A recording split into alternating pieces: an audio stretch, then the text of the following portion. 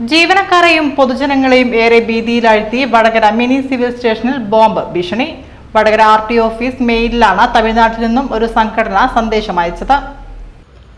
ഇന്ന് രാവിലെ 8 മണിക്കാണ് വടകര RTO ഓഫീസിലെ ഔദ്യോഗിക മെയിലിൽ വ്യാജ ബോംബ് ഭീഷണി സന്ദേശം എത്തിയത്.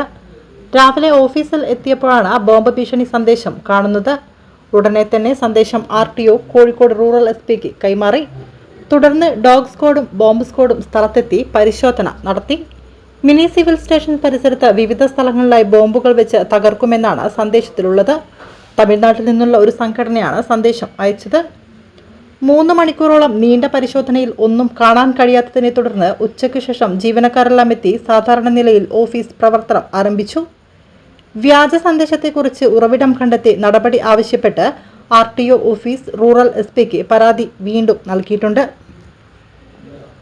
RTO ഓഫീസിന്റെ വളപ്പിൽ ഇന്ന് ഉച്ചക്ക് 1:10 13 ബോംബുകൾ പൊട്ടിത്തെറിക്കുന്നുള്ള ഒരു സന്ദേശമാണ് മെയിലായിട്ടാണ് ഞങ്ങൾക്കിവിടെ വന്നിട്ടുള്ളത്. വന്ന ഉടനെ തന്നെ സൂപ്രണ്ട് ഓഫ് പോലീസിനെയും ഡിസ്ട്രിക്ട് കളക്ടറെയും അറിയിച്ചിട്ടുണ്ട്. അതുകൂടാതെ എല്ലാ സ്റ്റാഫിനെയും ഒഴിപ്പിച്ചിട്ടുണ്ട്. ഇവിടെ വന്ന പബ്ലിക്കിനെയും ഒഴിപ്പിച്ചിട്ടുണ്ട്.